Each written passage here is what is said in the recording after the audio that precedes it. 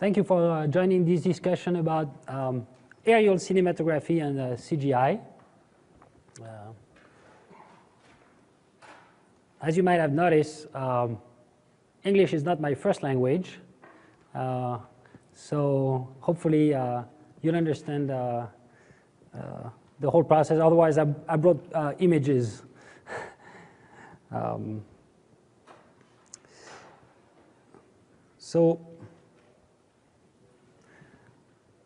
My name is Gaspard Giroud. I am the co-founder of November Yankee, an aerial filming company that is based in New York.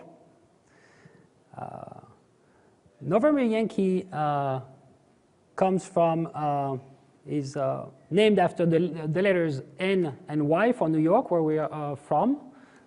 We're using a phonetic alphabet that is used in aviation. That's where the funny name comes from. What we're looking at is some of the images that November Yankee captured in the past year.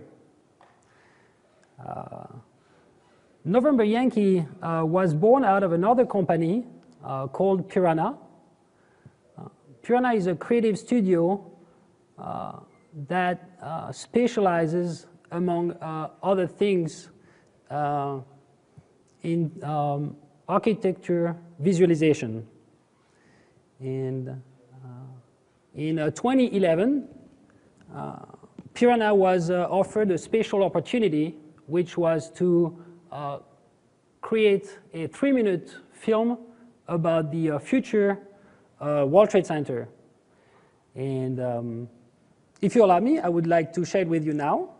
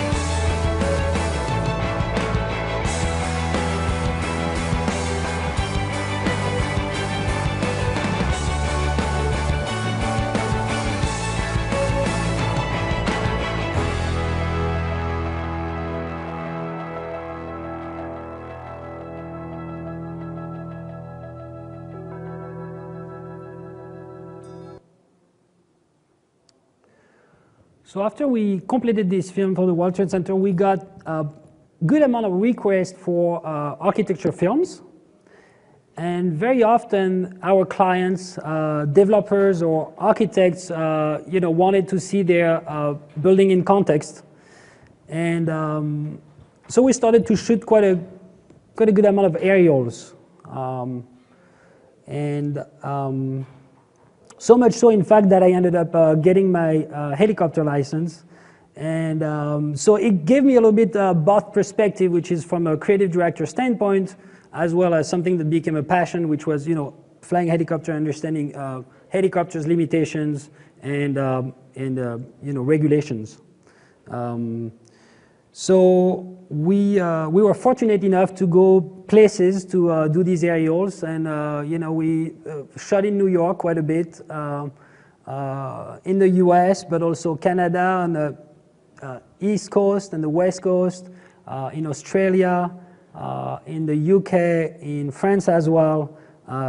So it was also a great pleasure to be traveling and get our head out of the computer and see, the landscape of different countries.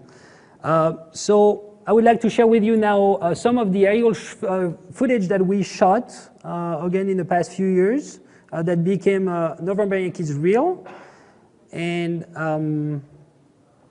that aerial footage doesn't contain much CGI. It's mostly plain aerial footage. There's a couple of aerial shots that have CGI in it, but not so much.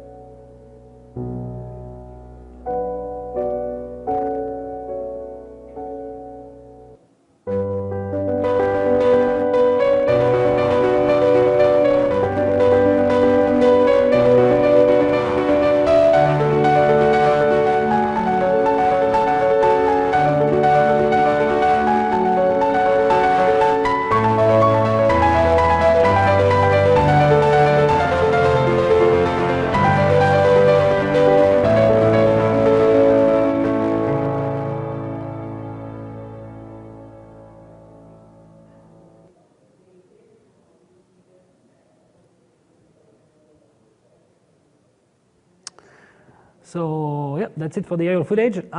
So today, I thought, well, there's a project that we worked on a little bit over a year ago that was a marketing film for a high-rise luxury residential tower in the east side of Manhattan, for which we did all the marketing material, but in that film, you have several aerial shots that present and portray the building in context in Midtown Manhattan. I picked one shot that we used for that film, and I thought we could deconstruct it and look at all the steps that it takes to put our computer-generated building into the aerial footage. So let me see if I can move.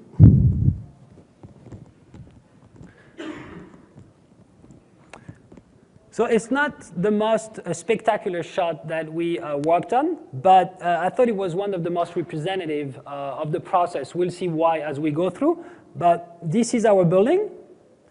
Doesn't stick as much out as much as the World Trade Center, but that's a new residential tower on the East 57th Street. That building is currently under construction. There was no building, obviously, when we shot it.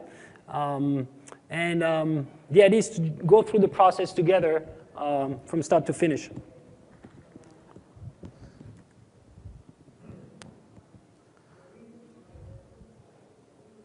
So that's the 5-second shot that is in the film.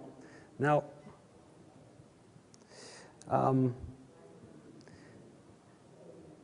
images like that, as I'm sure most of us or you guys know, are a composite of many different elements.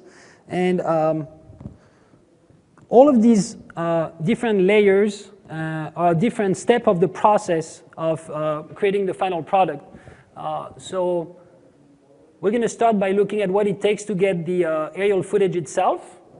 We refer to that as well as the backplate. And then we're going to look at different steps we take to put all these layers together and create the final shot.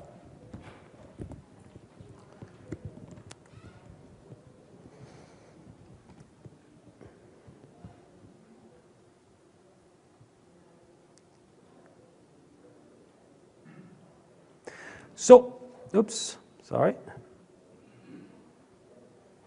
There you go. So what does it take to get that backplate, that aerial footage?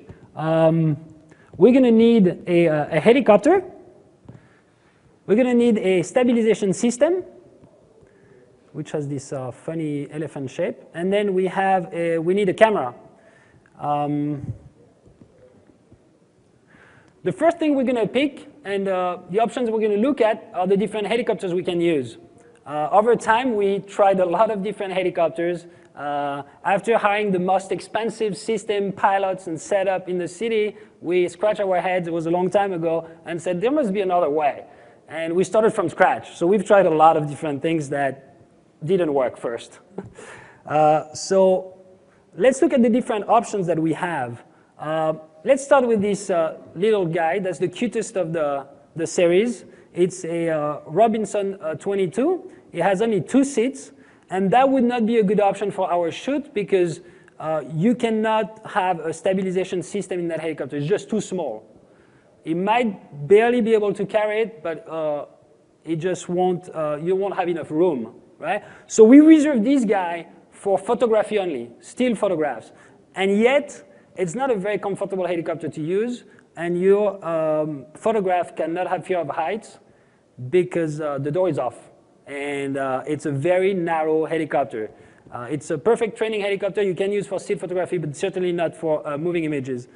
The next option would be the R44, which is the bigger brother of the R22. It's a 4-seater, and that guy can be used for moving images. The way we use it is to take the door off, one of the back doors off. Our shooter or aerial DP is going to sit right here with a harness. The door is off, and you're going to have typically a pilot and a creative director on the front seats. The limitations of that helicopter for aerial is the camera angles. The camera cannot shoot straight down, and the camera cannot shoot forward. So it's perfect for like orbiting shots or pans, but you're not going to have a straight down shot with that. So it's an economical way of shooting aerials, but you won't be able to do a tilt up. So in some cases, you just like can't use that helicopter. This is what we picked for our case study. This is the helicopter we used because we didn't need to do straight down shots. We're going to go over the Eurocopter that's now called Airbus A-Star, and its bigger brother, the Twin Star. They're used a lot in the feature film industry because they're very powerful helicopters. We use them as well, but our favorite helicopter these days at November Yankee is the Bell 407. It seats 7 people, including the pilot, 2 on the front and 5 on the back. It's powerful enough that you can install this nose-mounted stabilization system that we're going to review a little bit later. The benefit of this is that the shutter stabilization system is 6 axes and can shoot pretty much any angle, including up. But the last problem you may have is that you sometimes get the skids in the shot, but otherwise the camera can look at any possible direction. So it's a great choice. It's a lot more expensive than the 44 and shooting outside of the window, which we do as well.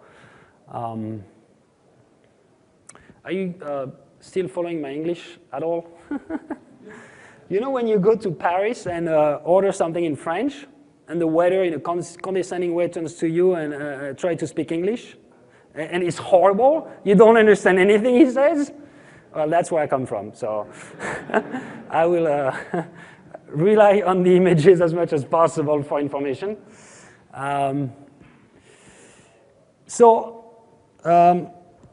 One problem that comes with shooting from helicopters is instability.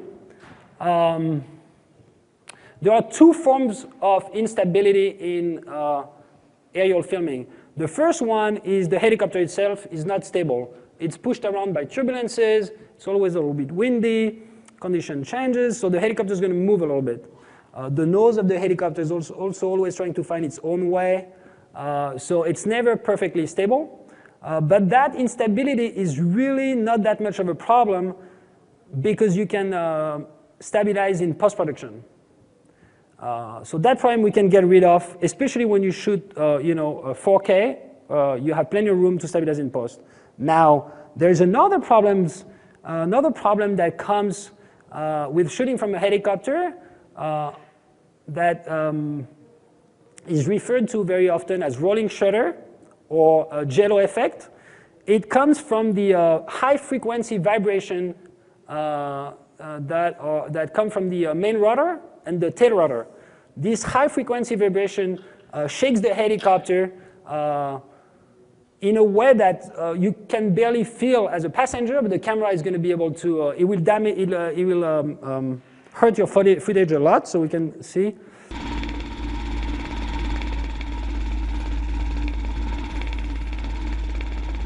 So what we see here is that not only it vibrates, but if you look at every single frame is actually deformed, right? Films are made typically of 24 frames per second.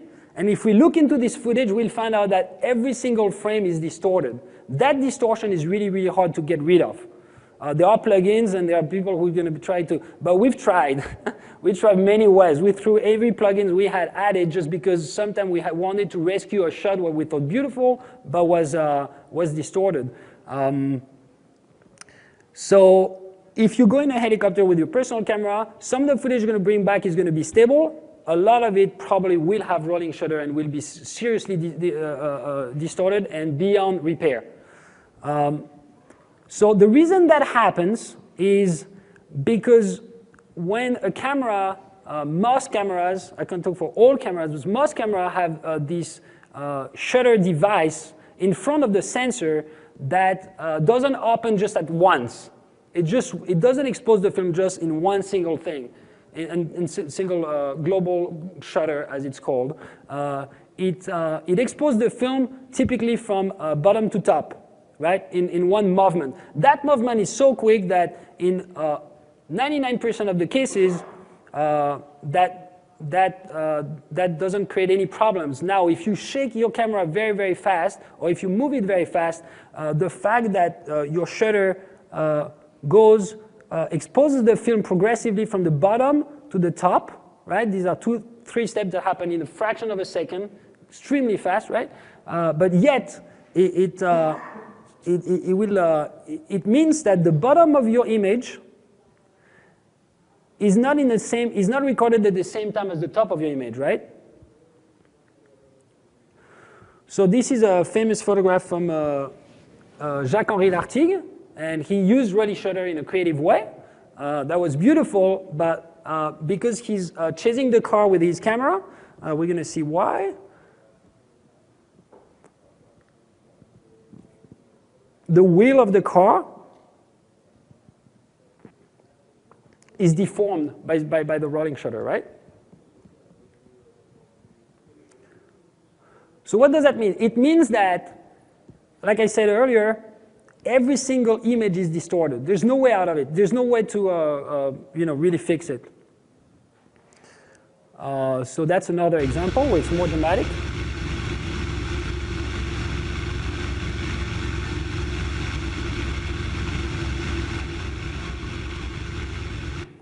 So that brings us to our next topic, which is the cure for it, which cures most of it, is the stabilization. Stabilization, again, is mostly for the rolling shutter. So we're going to look at different stabilization systems. This one is the one we use for that shot, for the Midtown tower. It's small enough that you can carry it. So when you're traveling, that's that's very convenient that it comes in a small size, the aerial DP or your shooter is going to rest it on the side of the seat. He's wearing a harness as well, as you see, and then you have 2 gyros in there that stabilizes the platform on which the camera is attached. We use this one quite a bit. Tyler is a company based in California with different stabilization systems, including this mini Tyler mount. It's perfect with the 44, the R44. This is another system that was pretty revolutionary for someone. I'm sure you've heard of it. It's called the Cineflex. The Cineflex had a great impact in the feature film industry because it was extremely stable. The problem with the Cineflex is that you cannot replace the camera in the system. The system is very expensive. The camera cannot be replaced, so you're stuck with the camera that's in it, and the camera shoots only HD, so 1080. So you're not going to get more than 1080. If you deliver your product in 1080, the shot you have is the shot you're going to deliver to your client. There's no reframing or stabilizing it. Okay. Another one that we used, which is pretty crazy looking, it's the middle Tyler mount. Your aerial DP is going to be seated here, perpendicular to the pilot, 90 degrees from the helicopter. It's a little bulky. One of the reasons we don't use it much either is because, again, you're shooting from the side, and as a result, you cannot do beautiful straight down shots, right? Which we love to do. This is our system of choice today. I feel like it's the most advanced system right now on the market. It's called the Shotover. It's built in New Zealand. And typically, it's mounted underneath the nose of the helicopter. So there's not many ways to go about it. It needs to be a turbine helicopter. It needs to be a powerful helicopter because the balance in a helicopter is very critical, especially if you put anything far away from the center of gravity of the helicopter, which is underneath the main rotor. The further away you go from it, the more it affects the flying quality of the helicopter. So putting something heavy and far from the main rotor is a huge deal. So you need a powerful helicopter. You're not going to have a cheap helicopter carry that system. And so it can rotate in 6 axes. So basically, you can shoot in any possible direction, and it's extremely stable. And then finally, the last advantage of that system is that it can carry pretty much any camera that would be used for this. We mostly use the Red Dragon. We'll see that, but you can mount other systems in it. One thing that was impossible with the Cineflex is that these systems are so precise and so perfectly balanced that changing the camera takes days for the Cineflex, and it takes half a day with the Shotover. So that's our system of choice. And when you shoot with the Shotover, you do need an operator with a little dashboard here and joysticks, and he controls the system as well as the camera from there. Now, I'm going to present just 2 cameras that we like to use. The first one is the Red Dragon. I'm sure you guys are familiar with it, but that camera allows us to shoot 6K today, soon to be 8. I'm not sure if we can shoot 8K just yet, but we at least shoot 6K. We often do. It's a great camera. The dynamic range is fantastic during the day. At night, not so much. So when we shoot in the dark, we prefer to use the Alexa M, which performs better. And also some people, directors like it for the film quality that it has, and this mysterious Arri Alexa look that people are very attached to. One thing that's important for us, again, is that if you shoot 4K and you deliver 1080, which is here, not only you can reframe, but you have plenty of room for stabilization, right?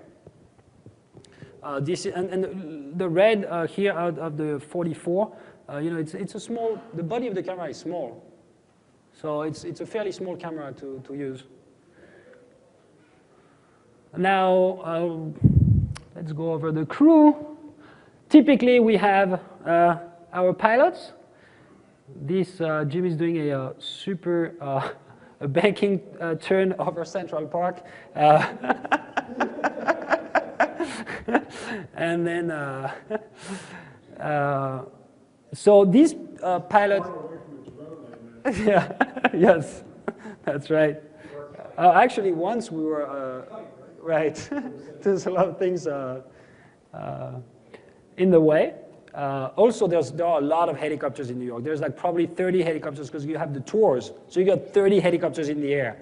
And you need senior pilots because when the creative director is in the back, unloading all his personal desire for the shoot while the pilot is listening to what the other helicopters are doing and getting permission from the controlling tower, it gets super busy. I mean, for the pilot, it's a workload that's very intense. So not only they need to be really good at flying with a camera, but also they need to be very experienced pilot because it gets incredibly busy in New York. I don't know how they deal with the workload. That's why I'm not touching that for many, many years. Typically, when you shoot with the shot over, we have our camera operator, and then we have our creative director sitting next to him with a video feed. And finally, just a photo of one of our photographers shooting from the side of the helicopter. So what goes on in pre-production? Pre-production meaning what we go through before the shoot, typically. We're going to start with the scope of the job and trying to understand what the creative director wants. If we are not the creative director, we typically storyboard the project, or we're going to do screen capture of the desired shots. As a creative director, what is the most important to me, and something that affects the project greatly, is lighting. So many days before the shoot, I start, I look out for the weather to make sure the weather is going to be beautiful. I'm going to look at that during that season of the year, how the buildings are lit. So when we get there with the helicopter, it'll be lit as close as possible to what we wish. And then we review with the pilot the shots that we're trying to get. We create a flight path. There is two reasons we have a flight plan, which is not an aviation flight plan. It's a creative director flight plan with the pilot.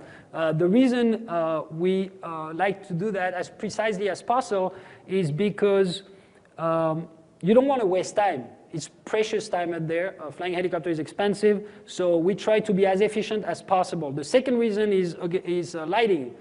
You want to be sure that you get as close as possible the lighting that you wish on each of these different targets, right? So then the pilot is going to do his own work. One of the things that a pilot probably will do is review the airspaces that we're going to go through, probably call the tower, and let them know that we're coming and what we're doing. It is not required, but it's a courtesy that you do to the airspace controllers. He will also look at weather to make sure that it is safe to fly, and he will also pre-flight the helicopter, which is going over the aircraft, and make sure that it's airworthy. Typically, these are my notes, but it's like these are the frequency on which the airspaces that we're going to go through so they're ready when you go approach these places. Now, production. If pre-production has been done properly, production is really a no-brainer. It's 2 hours in the helicopter. Everything should go very smoothly. These are a couple of photos of production. Again, our shooter sitting in the back here, a little shot of our Central Park, and if everything goes well, you can do a little selfie. So, post-production. So that is the second chapter of making that final product happen. Post-production is a lot more labor-intensive, a lot more time-consuming than the production. Production took us maybe a day and a half in pre-production and 2 hours in the air, so that's not much. Now pre-production can last a lot longer. The first thing that will happen is that we bring back that footage. Sometimes that footage is very heavy, 6K footage, 2 hours of it. Just loading the computer in the office will take overnight or may take a half day to get a sense of timing. Now, this is the footage we brought back. So if you look at it, there's several things that you might notice. First of all, obviously, building is missing. That's your empty lot. Second thing is that the footage is shaky. It's shaky not only in all directions, but it also rotates a little bit like that, right? And one more thing you notice is that the footage looks very flat, and that is intentional. You know, I'm sure a lot of you guys work in production. We obviously shoot flat because you have the dynamic range in the raw footage of the red that allows us to push and pull on the colors in post-production. So the footage typically doesn't look very nice when you have it. And we show it to the client. Sometimes we throw a curve on it to make it a little more sexier. Now, the second step will be to track the footage. All these green markers are the trackers of the 3D tracking software. The way it works is that the algorithm, but looking at how the software looks at how pixels move in relationship to each other, extract through the parallax, extract a 3D camera, and that camera is brought into 3D Studio Max in this case. All our little markers are still here, right? And now they're in space. You see Central Park, you see your project, and you see your camera. What's funny to think of is that this camera is literally where we were in the helicopter. This camera matches exactly the physical camera that we used a few days earlier, right? So basically that file tells you exactly where we were, 24 frames per second. Same thing here. Our building and our trajectory. So again, when the camera is extracted, 24 times per second, we're going to have a keyframe that says the lens was this, the position in space of that camera was this, and the position of the target was there, and that is represented by each of these white dots here along the path. Now, this camera needs to match exactly, the physical camera, as I said. Next step, or in parallel, what happens is that we produce 3D models from the CAD files that the architects provided. So here's our 3D model.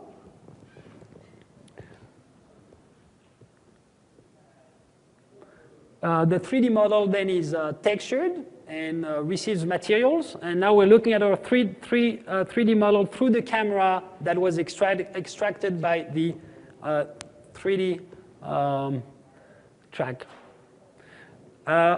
Here is our environment that we looked at through that same camera. You're going to wonder, why do we need the environment? The reason we have the environment is because our building is very reflective, and we need to render these reflections. So at least 4 or 5 blocks around the building. You're going to create the environment, texture it, so that we can capture this reflection in the building. This will never be rendered, but it needs to be created. Our building in its context. So again, Central Park, our building, and the surroundings. Something that is critical is to match the lighting of, that we have in the aerial footage. In this case, you see, oops, sorry. You see our sun here. It's positioned in a way that matches the lighting we had in the original footage. All right. Now,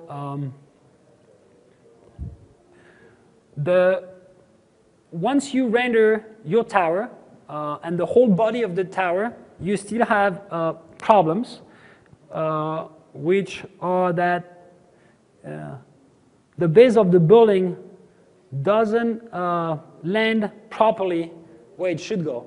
And that cannot be done in 3D. That is an extra step that we take. And what we need to do is mask the building that are on the front to make that our hero land at the right place.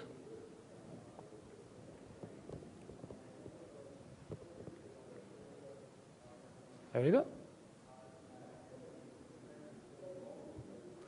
All right, so at this stage, we did the rotoscoping that pushes back the building where it needs to be. It needs to land on 3rd Avenue. We have our building textured and lit properly. As you can see, the south facade is matching the lighting of the other facade in the film.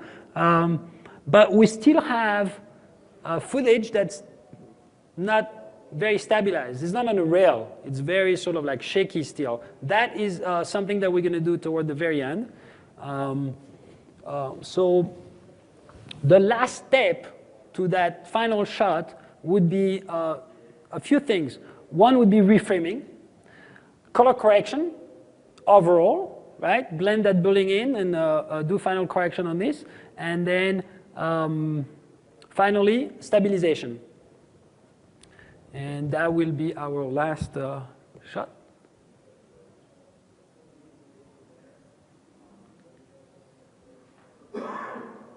Right.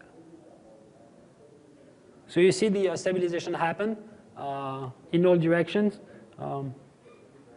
This is cleaned up, and the building matches the lighting better, and overall it's color corrected. So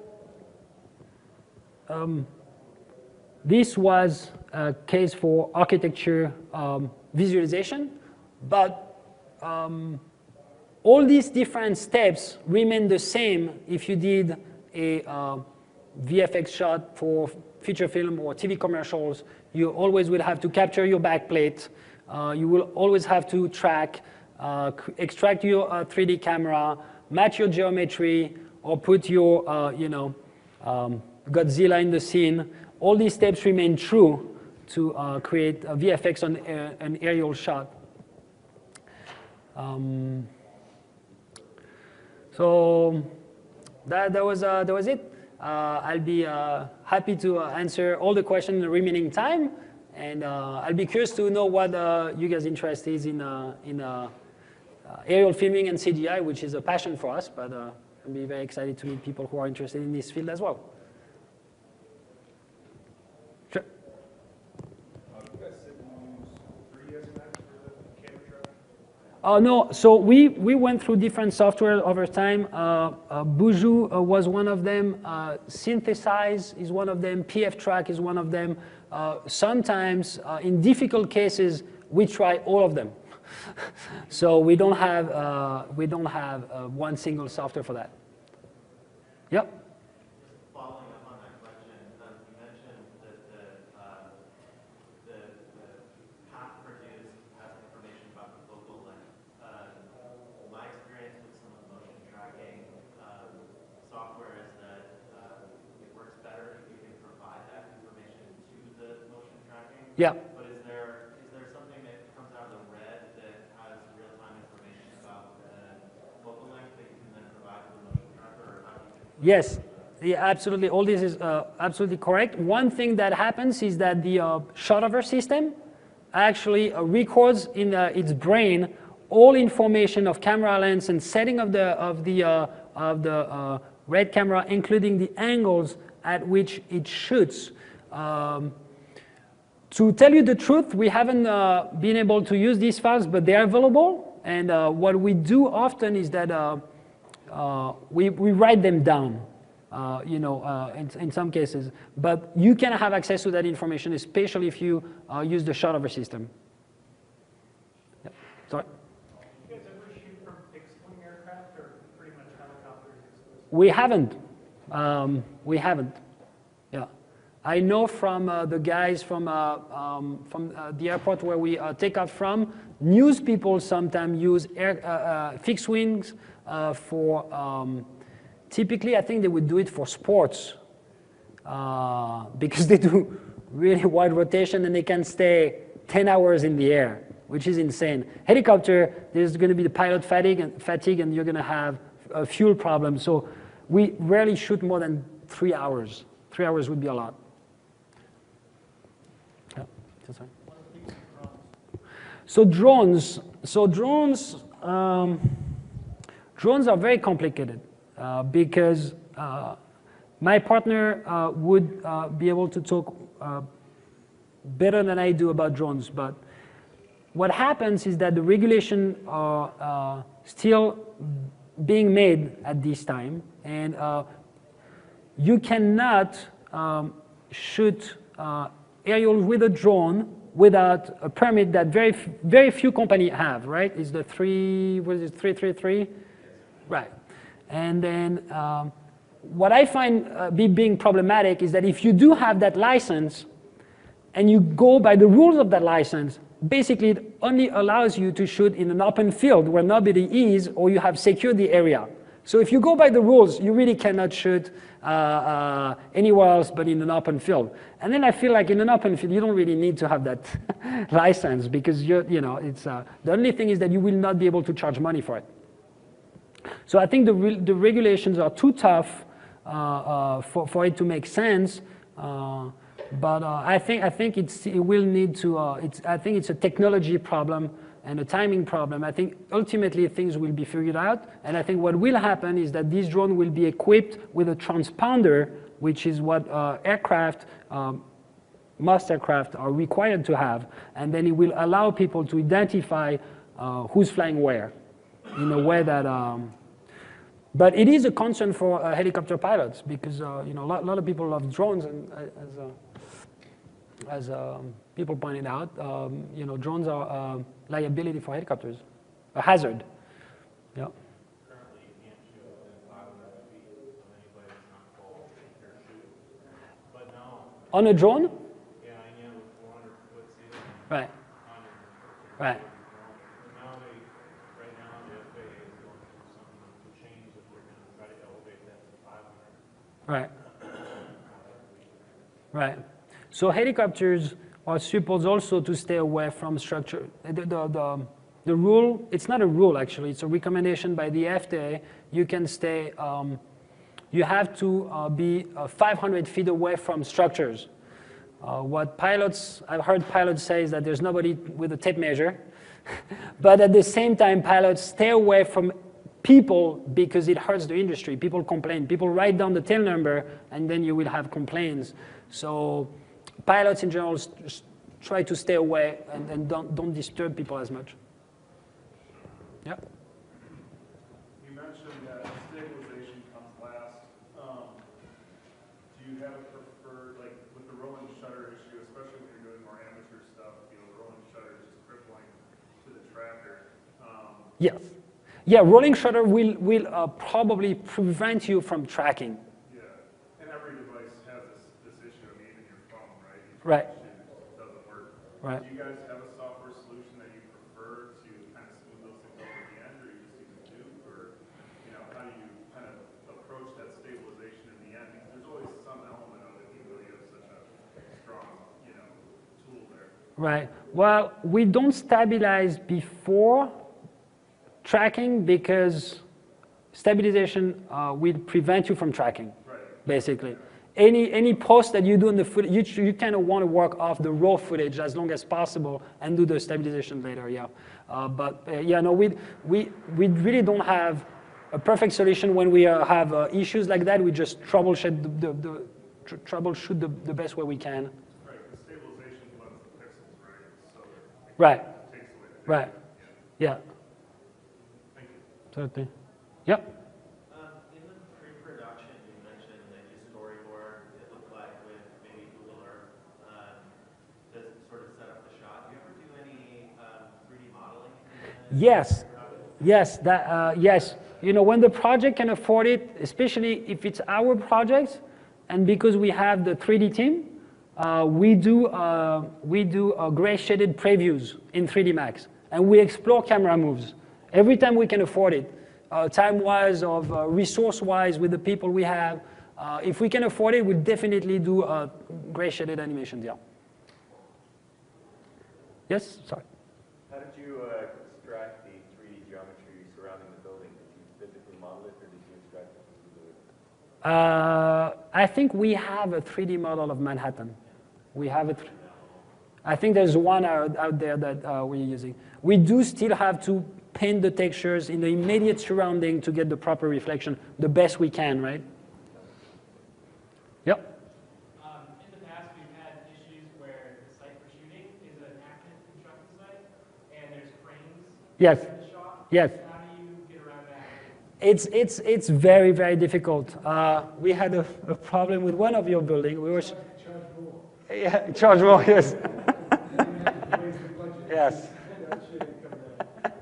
Yeah. Yeah, we just had the problem. 432 had a scaffolding on it. The tallest residential skyscraper right now in Manhattan has a scaffolding next to it. And you're absolutely right. It's so much easier to put something new than removing something that exists. This can be that can be something that completely goes out of budget. Yeah. Are there any certain times of day that you don't shoot for lighting purposes, and also do you shoot at nighttime, long past sunset, or is that just not? Yes.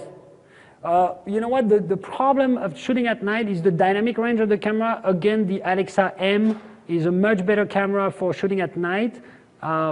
We have shot quite a bit at night. That is not in the reel. It's beautiful footage, actually. But no, there's no time of the day we don't shoot besides a cloud cover. That will completely ruin the lighting. Yeah.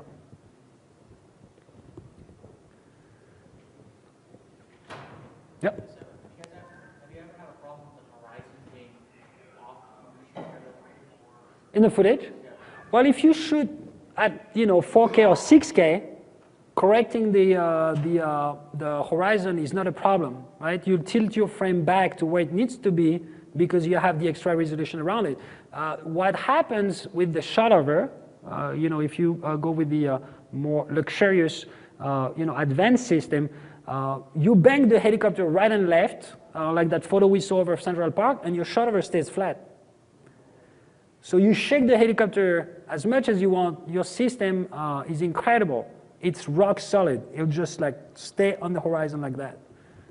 It's incredible to watch it. Sometimes I filmed it because we're playing with the helicopter and the shot over is just like, it's like another animal, that's hanging below the aircraft. It looks like it has its own life. It's just like super stable. So that the shot over will take care of most of it, and if you have the resolution, you fix the rest in post. Yeah. What are typical costs of like the rentals of these high-powered helicopters and shot over systems? So I can give you a sense of prices because they're very sort of like common in the industry. The Bell 407 or the turbine helicopter that are equivalent are around maybe $2,000 an hour, the helicopter alone.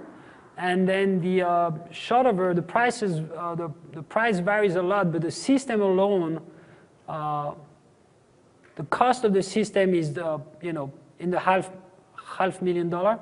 It's a very expensive system. that's the system alone. Then you have your red camera, and then you have your lenses. Lenses that goes into these systems are also, very fancy. The one we use is the Ingenio 2025, 250?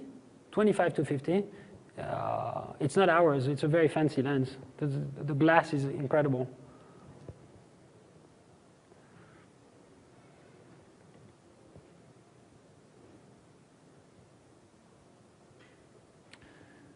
So I also brought business cards. If you want to stay in touch and have more questions, please, be in touch. I'll be, like I said, it's not only our job, but it's also a passion for us. So meeting people who are interested in the same field is, and creating a little community is something we're excited about. Cool. Thank you.